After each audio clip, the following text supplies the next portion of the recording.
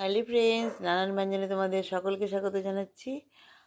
তা আজ অনেক দিন পরে আমি রান্নাটা করছি আর কি। তো এখানে দেখো ডিম নিয়েছি, ডিমগুলোকে আমি সিদ্ধ করে ভেজে নিয়েছি। আর এখানে আলু সিদ্ধ করে নিয়ে হলুদ লবণ মেখে নিয়েছি। আর এখানে রসুন আর পেঁয়াজটা পেস্ট করে নিয়েছি। আর আদা কাঁচা লঙ্কা পেস্ট হয়ে গেছে। আর এখন দেখো এখানে তেল দিয়ে তেজপাতা দিয়ে পেঁয়াজগুলোকে ভেজে নিচ্ছি। তো এখন এর মধ্যে বিচি ছাড়িয়ে টমেটোটা দিয়ে দিলাম। তো আমার ঘরের রান্না। এখানে আর একটা মাংস হচ্ছে, আর এখানে ডিম হচ্ছে। এখানে আদা কাঁচা লঙ্কা পেস্টটা দিয়ে দিলাম।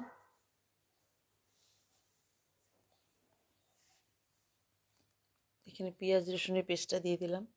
দিয়ে এখন মশলাটাকে ভালো করে কষিয়ে নেব লবণ হলুদ দিয়ে। তো মশলাটাকে এখন কষিয়ে নিচ্ছি। একদম সিম্পল রান্না, ঘরের রান্না। আর এখানে জিরে গুঁড়ো, ধনে গুঁড়ো, লঙ্কার গুঁড়ো অল্প দিয়ে দিলাম।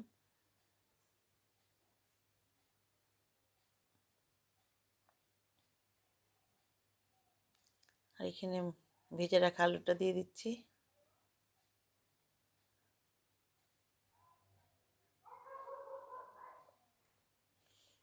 এভাবে ভালো করে মশলাটাকে কষিয়ে নিয়ে এখন এর মধ্যে গরম জলটা দিয়ে দিচ্ছি।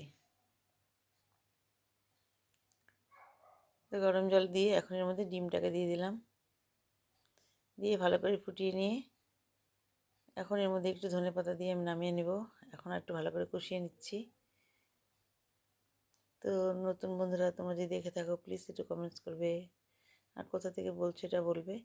আর পুরনো বন্ধুরা তোমরা আমার পাশে থেকো, নতুন বন্ধুরা তোমরাও আমার পাশে থেকো। এভাবে আমার ডিমের ঝোল রান্নাটা হয়ে গেল। আর তোমরা সবাই যেন ভালো থাকো, সুস্থ থাকো। এখন আমি ধনেপাতা দিয়ে দিচ্ছি, দিয়ে আর একটু ফুটিয়ে নিয়ে আমি এখন নামিয়ে নেব। এভাবে আমার রান্নাটা হয়ে গেল।